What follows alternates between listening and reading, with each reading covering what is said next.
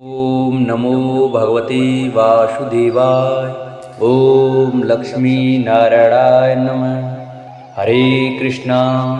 प्रिय भक्तजनों, आज सुने माघ मास महात्म्य के चौथे दिन की कथा। राजा दिलीप ने पूछा, मुने, यमलोक से लौटकर आई हुई उन साध्वी कन्याओं ने अपनी माताओं और बंधुओं से वहां का वृतांत कैसा बतलाया? पापियों की यातना और पुण्यात्माओं की गति के संबंध में क्या कहा? मैं पुण्य और पाप के शुभ और अशुभ फलों को विस्तार के साथ सुनना चाहता हूँ। वशिष्ठ जी बोले, राजन, कन्याओं ने अपनी माताओं और बंधुओं से पुण्य पाप के शुभाशुभ फलों के विषय में जो कुछ कहा था वह ज्यों का त्यों तुम्हें बतलाता हूँ। कन्याओं ने कहा, माताओं, यमलोक बड़ा ही घोर और भय उत्पन्न करने वाला है। वहां सर्वदा चारों प्रकार के जीवों को बेबस होकर जाना पड़ता है। गर्भ में रहने वाले अथवा जन्म लेने वाले शिशु, बालक, तरुण, अधेड़, बूढ़े, स्त्री, पुरुष और नपुंसक सभी तरह के जीवों को वहां जाना होता है। वहां चित्रगुप्त आदि समदर्शी एवं मध्यस्थ सत्पुरुष मिलकर देहधारियों के शुभ और अशुभ फल का विचार करते हैं। इस लोक में जो शुभ कर्म करने वाले कोमल हृदय तथा दयालु पुरुष हैं, वे सौम्य मार्ग से यमलोक में जाते हैं। नाना प्रकार के दानों और व्रतों में संलग्न रहने वाले स्त्री पुरुषों से सूर्य नंदन यम की नगरी भरी है। माघ स्नान करने वाले लोग वहां विशेष रूप से शोभित होते हैं। धर्मराज उनका अधिक सम्मान करते हैं। वहां उनके लिए सब प्रकार की भोग सामग्री सुलभ होती है। माघ स्नान में मन लगाने वाले लोगों के सैकड़ों हजारों विचित्र विचित्र विमान वहां शोभा पाते हैं। इन पुण्यात्मा जीवों को विमान पर बैठकर आते हुए देख सूर्य नंदन यम अपने आसन से उठकर खड़े हो जाते हैं और अपने पार्षदों के साथ जाकर उन सब की अगवानी करते हैं। फिर स्वागत पूर्वक आसन दे पार्द अर्घ आदि निवेदन कर प्रिय वचनों से कहते हैं, आप लोग अपने आत्मा का कल्याण करने वाले महात्मा हैं। अतएव धन्य हैं, क्योंकि आपने दिव्य सुख की प्राप्ति के लिए पुण्य का उपार्जन किया है। अतः आप इस विमान पर बैठकर स्वर्ग को जाइए। स्वर्ग लोक की कहीं तुलना नहीं है। वह सब प्रकार के दिव्य भोगों से भरपूर है।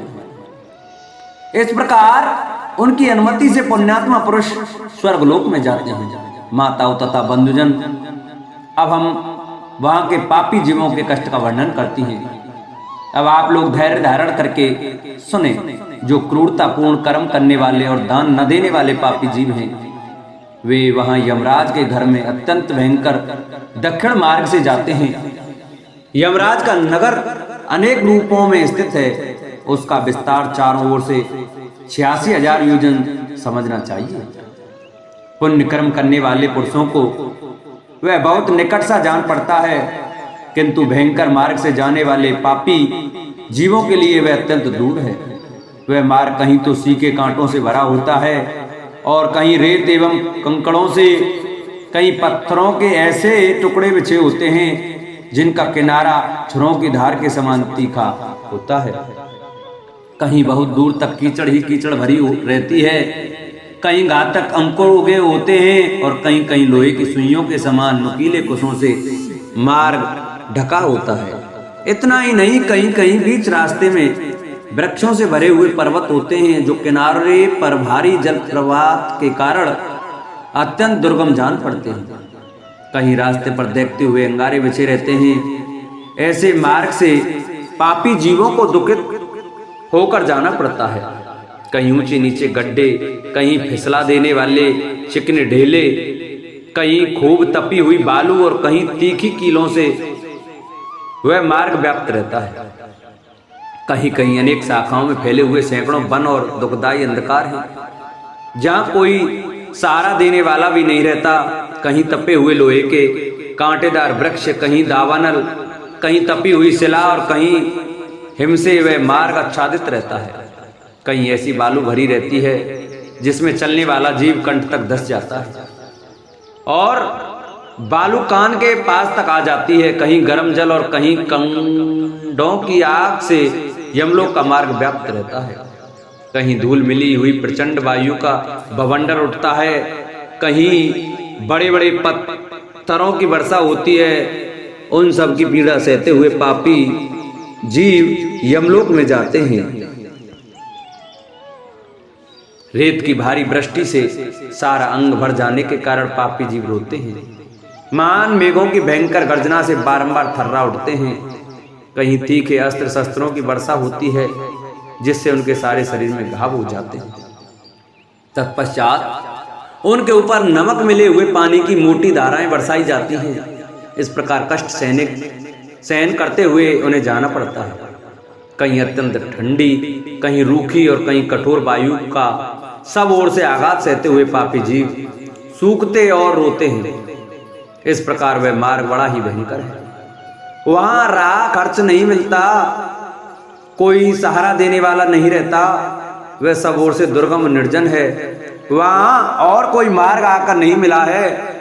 वह बहुत बड़ा और आश्रय रहित है। वहां अंधकार ही अंधकार भरा रहता है। वह महान कष्टप्रद और सब प्रकार के दुखों का आश्रय है।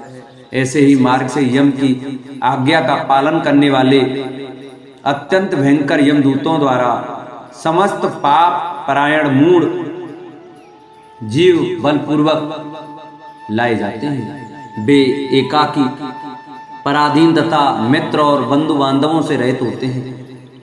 अपने कर्मों के लिए बारंबार शोक करते और रोते हैं। उनका आकार प्रेत जैसा होता है। उनके शरीर पर वस्त्र नहीं रहता। कंठ, ओठ और तालू सूखे होते हैं। वे शरीर से दुर्बल और भयभीत होते हैं तथा क्षुधा की आग से जलते रहते हैं। बलोन्मत्त यमदूत किन्हीं किन्हीं पापी मनुष्यों को चिता पर सुलाकर उनके पैरों में सांकल बांध देते हैं और उन्हें घसीटते हुए खींचते हैं। किन्हीं के दूसरे जीव ललाट में अंकुश चुभाए जाने के कारण क्लेश भोगते हैं। कितनों की बाहें पीठों की ओर घुमाकर बांध दी जाती हैं और उनके हाथों में कील ठोक दी जाती हैं। साथ ही पैरों में बेड़ी भी पड़ी होती हैं। इस दशा में भूख का कष्ट सहन करते हुए उन्हें जाना पड़ता है। कुछ दूसरे जीवों के गले में रस्सी बांधकर उन्हें पशुओं की भांति घसीटा जाता है और वे अत्यंत दुख उठाते रहते हैं। कितने ही दुष्ट मनुष्यों की जिब्या में रस्सी बांधकर उन्हें खींचा जाता है। किन्हीं की कमर में भी रस्सी बांधी जाती है और उन्हें गर्दनियां देकर इधर उधर ढकेला जाता है। यमदूत किन्हीं की नाक बांधकर खींचते हैं और किन्हीं के गाल तथा ओठ छेदकर उनमें रस्सी डाल देते हैं और उन्हें खींच कर ले जाते हैं। टपे हुए सींकचों से कितने ही पापियों के पेट छिदे होते हैं। कुछ लोगों के कानों और ठोड़ियों में छेद करके उनमें रस्सी डालकर खींचा जाता है। किन्हीं के पैरों और हाथों के अग्रभाग काट लिए जाते हैं। किन्हीं के कंठ, ओठ और तालू में छेद कर दिया जाता है। किन्हीं किन्हीं के अंडकोश कट जाते हैं और कुछ लोगों के समस्त अंगों की संधियां काट दी जाती हैं। किन्हीं को भालों से छेदा जाता है। कुछ बाणों से घायल किए जाते हैं और कुछ लोगों को मुक्तरों तथा लोहे के डंडों से बारंबार पीटा जाता है और वे निराश्रय होकर चीखते चिल्लाते हुए इधर उधर भागा करते हैं। प्रज्वलित अग्नि के समान कांति वाले भांति भांति के भयंकर आरों और विंध्यपालों से उन्हें विदीर्ण किया जाता है और वे पापी जीव पीव तथा रक्त बहाते हुए घाव से पीड़ित होते हैं और कीड़ों से डसे जाते हैं। इस प्रकार उन्हें बेबस करके यमलोक में लाया जाता है। वे भूख प्यास से पीड़ित होकर अन्न और जल मांगते हैं। धूप से बचने को छाया के लिए प्रार्थना करते हैं और शीत से व्यथित होकर तापने के लिए अग्नि मांगते हैं। जिन्होंने उक्त वस्तुओं का दान नहीं किया होता वे उस पाथे रहित पत्थर पर इसी प्रकार कष्ट सहते हुए यात्रा करते हैं।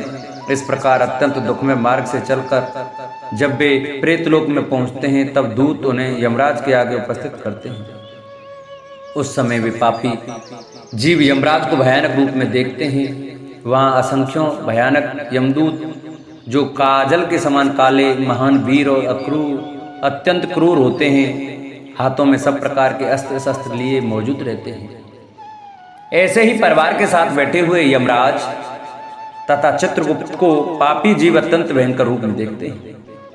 उस समय भगवान यमराज और चित्रगुप्त उन पापियों को धर्मयुक्त वाक्यों से समझाते हुए बड़े जोर जोर से फटकारते हैं। वे कहते हैं, ओ खोटे कर्म करने वाले पापियों, तुमने दूसरों के धन हड़प लिए हैं और सुंदर रूप के घमंड में आकर पराई स्त्री के साथ व्यभिचार किया है। मनुष्य अपने आप जो कुछ कर्म करता है उसे स्वयं ही भोगता है, फिर तुमने अपने ही भोगने के लिए पाप कर्म क्यों किया? और अब अपने कर्मों की आग में जलकर इस समय तुम लोग संतप्त क्यों हो रहे हो? भोगो अपने उन कर्मों को, इसमें दूसरे किसी का दोष नहीं है। ये राजा लोग भी अपने भयंकर कर्मों से प्रेरित हो मेरे पास आए हैं। इन्हें अपनी खोटी बुद्धि और बल का बड़ा घमंड था।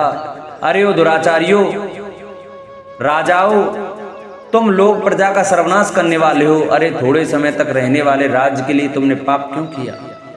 राज्य के लोभ में पड़कर मोहवश बलपूर्वक अन्याय से जो तुमने प्रजाजनों को दंड दिया है, इस समय उसका फल भोगो। कहाँ है वह राज्य, कहाँ गई वह रानी जिसके लिए तुमने पाप कर्म किया था? अब तो सबको छोड़कर तुम अकेले ही यहाँ खड़े हो। यहाँ वह बल नहीं दिखाई देता जिससे तुमने प्रजाओं का विध्वंस किया। इस समय यमदूतों की मार पड़ने पर कैसा लग रहा है? इस तरह नाना प्रकार के वचनों द्वारा यमराज के उलाहना देने पर वे राजा अपने अपने कर्मों को सोचते हुए चुपचाप खड़े रह जाते हैं। इस प्रकार राजाओं से धर्म की बात कहकर धर्मराज उनके पापांक की शुद्धि के लिए अपने दूतों से इस प्रकार कहते हैं, ओ चंड, ओ महाचंड, तुम्हें राजाओं को पकड़ कर ले जाओ और क्रमशः नरक की आग में डालकर इन्हें पापों से शुद्ध करो। तब वे दूत शीघ्र ही उठकर राजाओं के पैर पकड़ लेते हैं और उन्हें बड़े वेग से आकाश में घुमाकर ऊपर फेंकते हैं। तत्पश्चात उन्हें पूरा बल लगाकर तपाई हुई शिला पर बड़े वेग से पटकते हैं, मानो किसी महान वृक्ष पर वज्र से प्रहार करते हों। शिला पर गिरने से उनका शरीर चूर चूर हो जाता है, रक्त के स्रोत बहने लगते हैं और जीव अचेत एवं निश्चेष्ट हो जाता है। तदंतर वायु का स्पर्श होने पर वह धीरे धीरे फिर सांस लेने लगता है। उसके बाद पाप की शुद्धि के लिए उसे नरक के समुद्र में डाल दिया जाता है। इस पृथ्वी के नीचे नरक की 28 कोटियां हैं। वे 7वें तल के अंत में भयंकर अंधकार के भीतर स्थित हैं। उनमें पहली कोटि का नाम घोरा है, उसके नीचे सुघोरा की स्थिति है, तीसरी अति घोरा, चौथी महाघोरा और 5वीं कोटि घोरा रूपा है। छठी का नाम तरल तारा, 7वीं का भयान का, 8वीं का कालरात्रि और 9वीं का भायोत्कटा है। उसके नीचे दवी कोटि चंडा है, उसके भी नीचे महाचंडा है। 12वीं का नाम चंडकोलाला है, उसके बाद प्रचंडा, नैरनायिका, कराला, विकराला और वज्रा है। 3 अन्य नरकों के साथ वज्रा की 20वीं संख्या है। इनके सिवा त्रिकोणा, पंचकोड़ा, सिद्धीणा, परिवर्तुला, सप्तभौमा, अष्टभौमा, दीप्ता और माया, ये 8 और हैं। इस प्रकार नरक की कुल 28 कोटियां बताई गई हैं। उपर्युक्त कोटियों में से प्रत्येक के 5-5 नायक हैं। उनके नाम सुनो। उसमें पहला रौरव है, जहाँ देहधारी जीव रोते हैं। दूसरा महारौरव है, जिसकी पीड़ाओं से बड़े बड़े जीव भी रो देते हैं। तीसरा तम, चौथा शीत और 5वां ऊष्ण है। ये प्रथम कोटि के 5 नायक माने गए। इसके सिवा सुघोर, सुतम, तीक्ष्ण, पद्म, सजीवन, सठ, महामाय, अतिलोम, सुभीम, कंटक, तीव्रवेग, कराल, विकराल, प्रकंपन, महापद, सुचक्र, कालसूत्र, प्रतधर्म, सुचिमुख, सुनैम, खादक, सुप्रदीतक, कुम्भिपाक, सुपाक, अतिदारुण कूप, अंगार, राशि, भवन, असरक, पुह, हृद, विरामय, तुंड, शकुनी, महासंवर्तक, क्रतु, तत्त, जतु, पल्कलेप, पूतिमास, द्रव, त्रपु, उच्छ्वास, निरुच्छ्वास, सुदीर्घ, कूट, सालमणि, दुरिष्ट, सुमहानाद, प्रभाव, सुप्रभावन, रक्ष, मेष, वृष, शल्य, सिंहास, नन,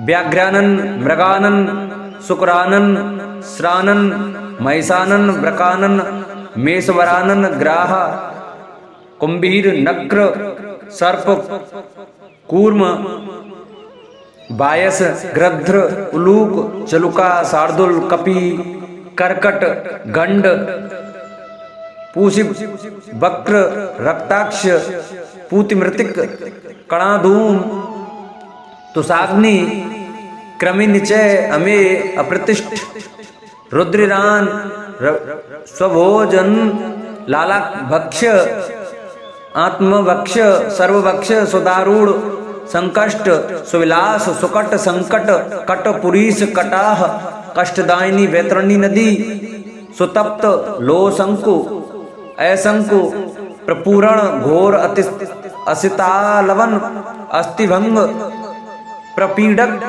नीलयंत्र अतसीयंत्र इक्षुयंत्र कूट अंश प्रमर्दन महाचूर्णी सुचूर्णी तप्त लोहमयी शिला क्षुरधारा पर्वत मल पर्वत मूत्रकूप विष्टाकूप अंधकूप पुयकूप सातन मुसलोलूखल यंत्रशिला सकटलांगलडल तालपत्राशिवन महामस्क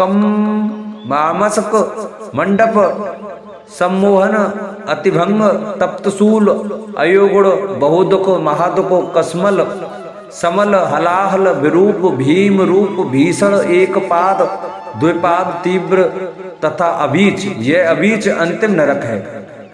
इस प्रकार ये क्रम से 5-5 के 28 समुदाय माने गए हैं।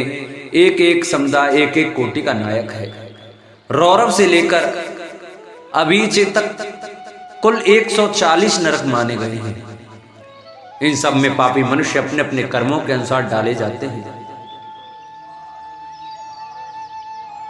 इन सब में मनुष्य अपने अपने कर्मों के अनुसार डाले जाते हैं। जब तक भांति भांति की यातनाओं द्वारा उनके कर्मों का भोग समाप्त नहीं हो जाता, तब तक वे उसी में पड़े रहते हैं।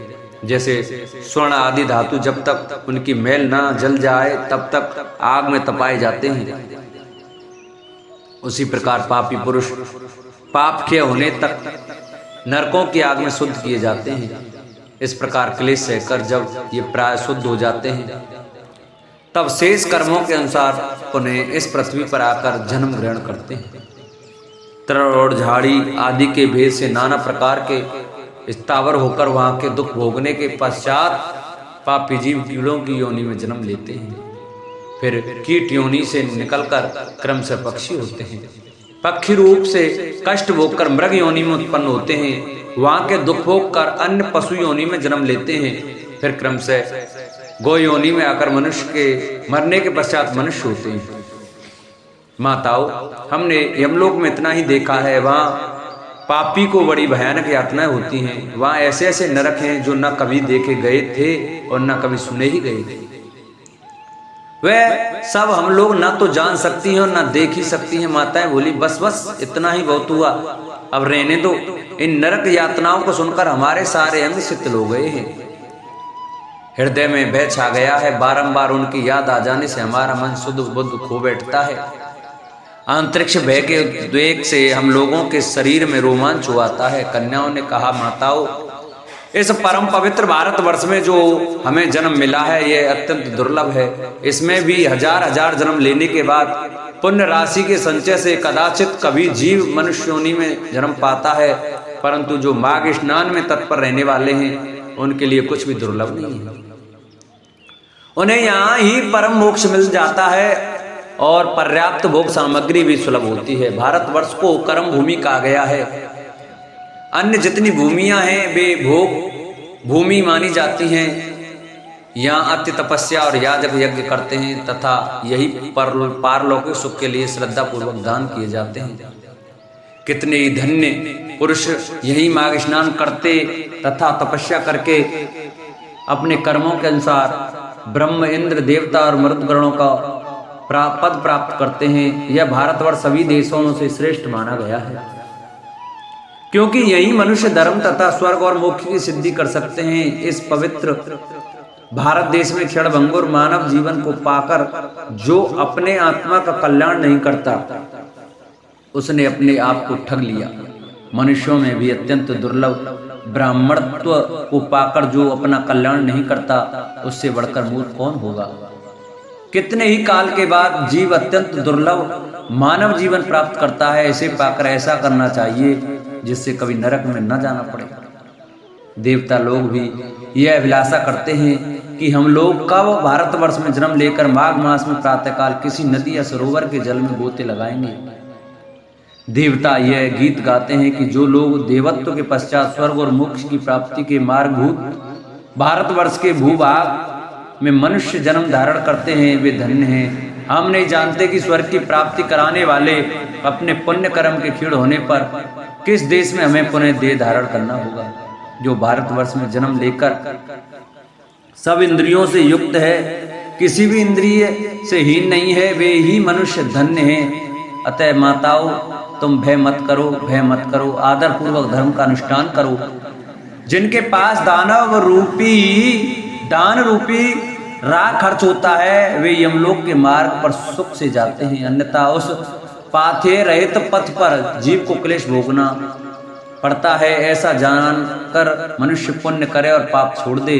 पुण्य से देवत्व की प्राप्ति होती है और अधर्म से नरक में गिरना पड़ता है। जो किंचित भी देवेश्वर भगवान श्री हरि की शरण में गए वे भयंकर यमलोक का दर्शन नहीं करते। बांधवों, यदि तुम लोग संसार बंधन से छुटकारा पाना चाहते हो तो सच्चिदानंद स्वरूप परम देव श्री नारायण की आराधना करो। यह चराचर जगत आप लोगों की भावना संकल्प से ही निर्मित है। इसे बिजली की तरह चंचल क्षण भंगुर समझकर श्री जनार्दन का पूजन करो। अहंकार विद्युत की रेखा के समान व्यर्थ है, इसे कभी पास न आने दो। शरीर मृत्यु से जुड़ा हुआ है, जीवन भी चंचल है, धन राजा आदि से प्राप्त होने वाली बाधाओं से भरपूर है तथा संपत्तियां क्षणभंगुर हैं। माताओं, क्या तुम नहीं जानती आदि आयु तो नींद में चली जाती है, कुछ आयु भोजन आदि में समाप्त हो जाती है, कुछ बालकपन में, कुछ बुढ़ापे में और कुछ विषय भोगों के सेवन में ही बीत जाती है। फिर कितनी आयु लेकर तुम धर्म करोगी? बचपन और बुढ़ापे में तो भगवान के पूजन का अवसर नहीं प्राप्त होता।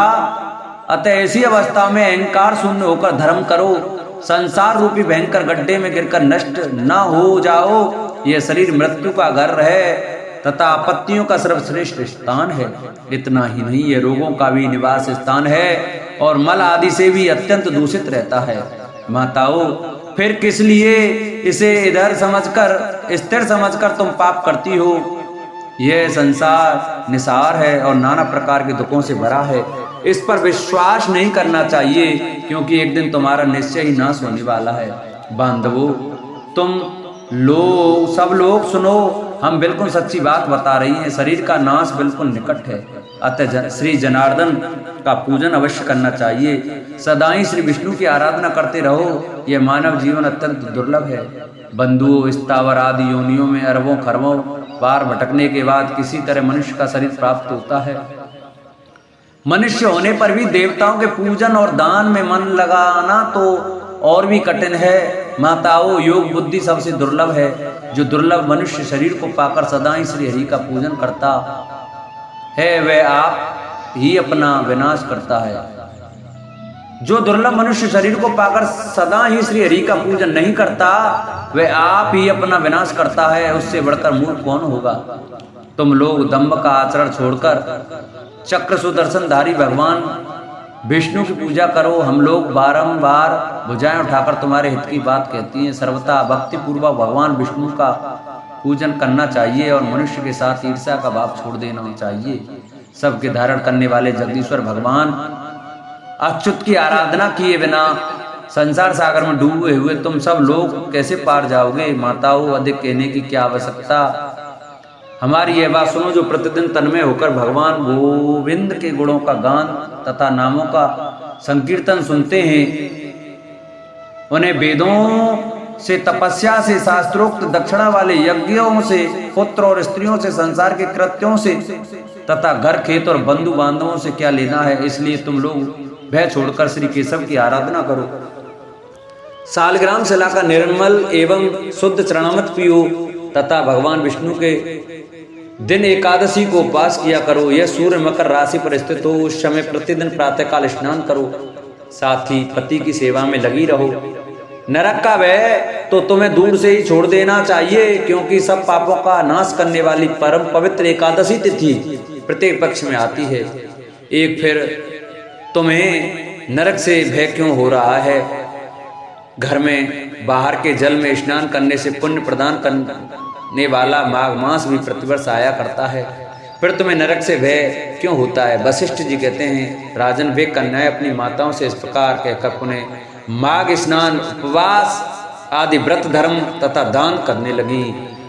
बोलो विष्णु भगवान की जय। इस प्रकार श्री माघ मास महात्मा की यह हमारी कथा